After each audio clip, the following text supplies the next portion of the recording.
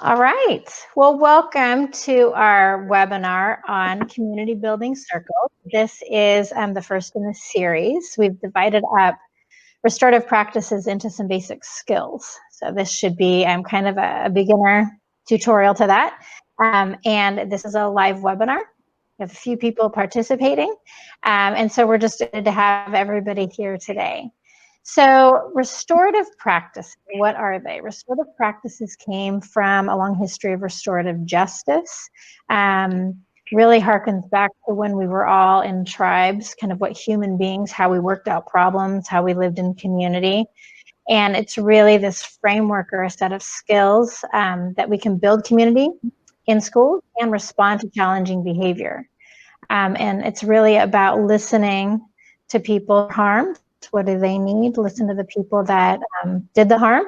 What do they need? And then make things right. So it's really came to the US probably in the early 90s, about the same time that PBIS came, really looking to solve the problem of the school to prison pipeline. But really amazing people behind it.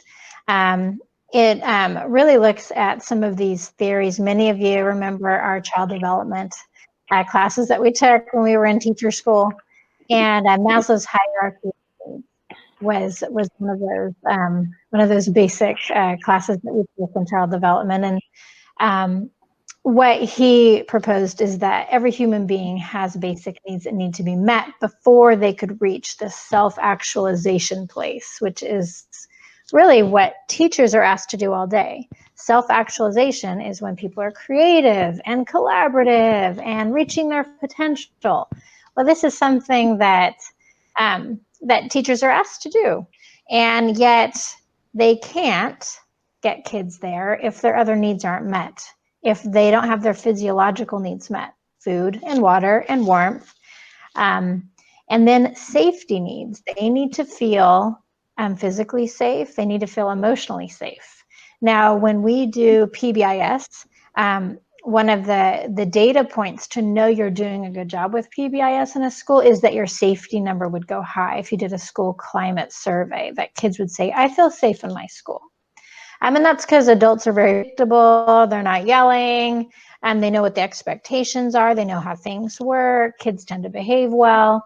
So you get high marks with safety. But then get into this area of belongingness and love, and that it's really amazing to think that that's what someone would need before they could actually learn, but it's true. So kids need to feel that they belong in the classroom and in the school, and that they that their teacher actually likes them.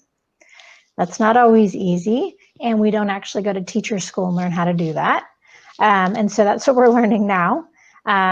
Have you ever had an experience where your kids will behave really well for you, and then you go out one day and there's a substitute, and then it's a disaster, train wreck?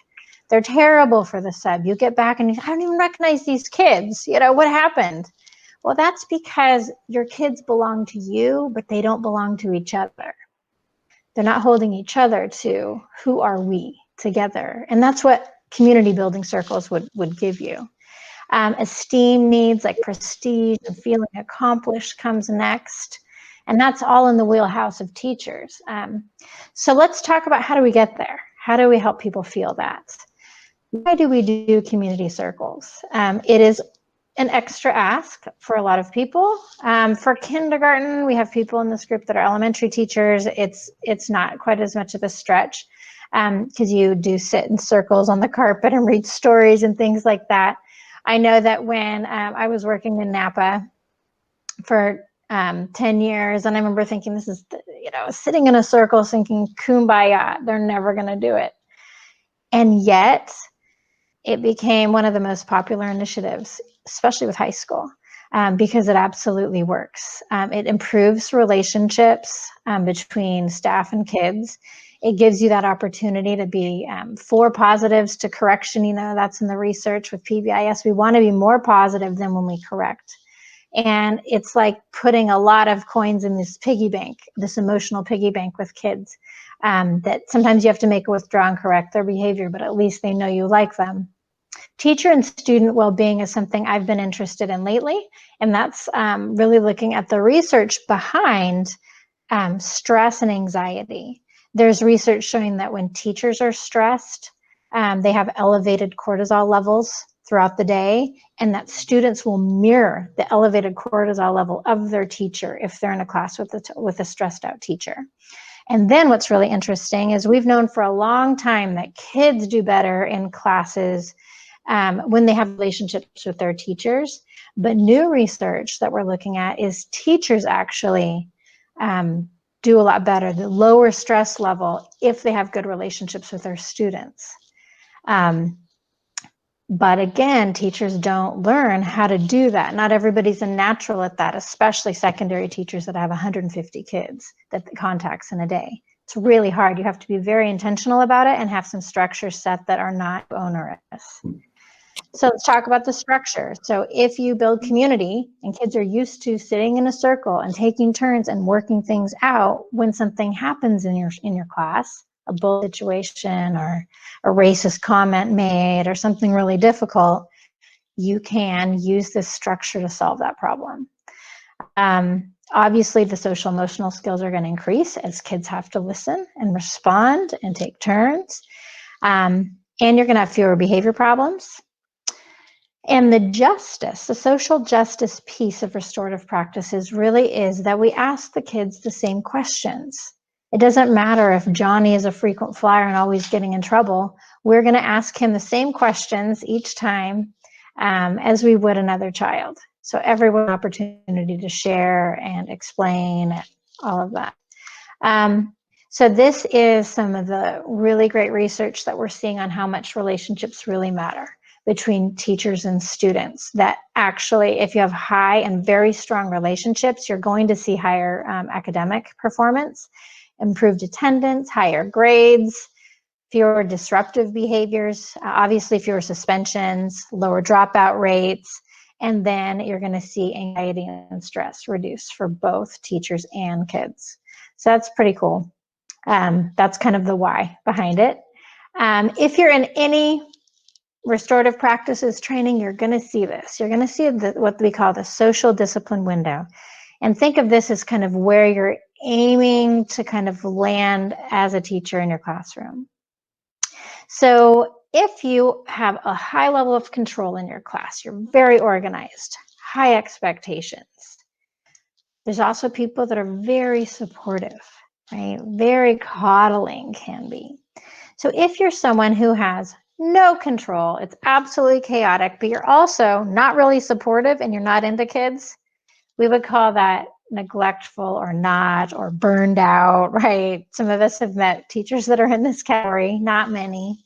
But what if you're the kind of person that you're incredibly supportive of your students, but your expectations are also kind of low? Like doing things for them, helping them a little too much, thinking, oh, poor baby, you know, he can't really do it. That's sort of that for, you do things for them. Then you have the punitive kind of quadrant of the two. You do things to kids. You're very structured, high control in your class, but not supportive. Very poor relationships with the kids. You're strict, right?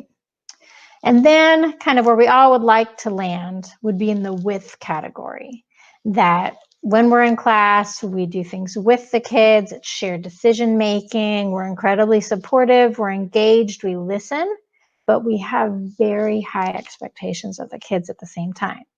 So we say that's the teacher that she's strict but fun, right? And if you think back about any adult in your life that made a difference, someone that was a mentor to you, a role model, almost every time there's someone who operated in that quadrant most of the time. So what we're not saying is that you're going to be able to be this all the time, but to think about and reflect, where do you land when the chips are down, when you're stressed out? Do you tend to go into the 4 section or the 2? I know for me, as a school social worker for 20 years, I was definitely high support, low control. I would be, you know, oh, poor baby, let's make this excuse. I'm not saying I did that a lot. I was striving to be in the with category, but I would do that. A lot of people say, yeah, as soon as things get a little rough, I get tough. And I'm different also, like as a parent. I tend to go to the to corner if I'm upset with people. But then we just pull ourselves back and remember in restorative practices, we want to be in the with as much as we can. We want to do things with the kids. We want to participate and engage. High control, high support. We're going to have really high expectations, but also be really nurturing. Really clear guidelines. This is your PBIS, right? We're fair, we're consistent. They know what's coming next. That helps kids a lot. So that's where we want to land when we can. So the philosophy overall, when you talk to any restorative practice people, they're really talking about human beings doing better. And if you think about yourself, this is absolutely true. We're happier, we're more productive, and we're even more likely to make a change, even if it doesn't benefit us, right? But if we understand it, if people in authority over us do things with us rather than to us. So think about your boss, think about the school district that you work in. When you feel like you have a voice and you're making decisions together, you tend to go along with it. I mean, one example I could say is when I worked in my last school district, I was in a union with social workers, psychologists, and speech therapists.